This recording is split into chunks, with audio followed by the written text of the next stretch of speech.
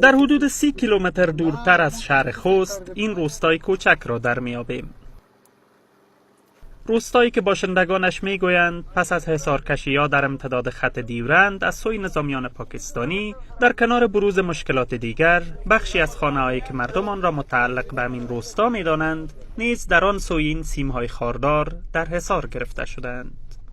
دا میجو ډیر کلای و میجو 40-50 کرا میجنا لار دی په دا غونډه کې یک طرف ته دی دا میج درې درش کرا کم زیات دولت پتی شي دا یو ری ولوي یو ری دلوي دا میشته از دا تکلیف ته چمړ وشي الته د ورر مرشي تو نور بریږي د امبر بلارش باغ ورونه وو درې لار پات شي درې د خلبت شي مکمل د مړی کوم سلسله دی ورا د خوده شي د مکمل کټ شي دا په خپل خوخه کړو که په مور پلان خوخه.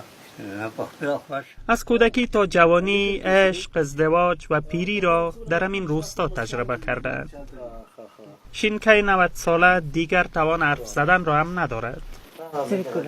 اما امید به بازدید فرزندانش وی و شوهر 86 سالش را زنده داشته است.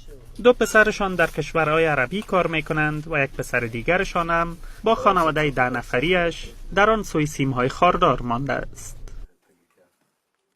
میشه پاکستان یا افغانستان یا تو بواسي و تو تو بواسي. څومره کېږي بچی دې نه لیدلی؟ یره دوکولک بنی موشي. دا اغزن تر شاید چې ملتونه خپل حقوق او مسؤلیتونه او کوم چې خپل تاریخي مجد د احیا لپاره او د غوی د ژوند کولو لپاره اراده وکړي ان شاء الله په یو قیچی باندې هم غوڅولای شي. روستای پادشاهخان در جنوب شرق شهر خوست در نزدیک روستا و بندر معروف غلامخان واقع شده است.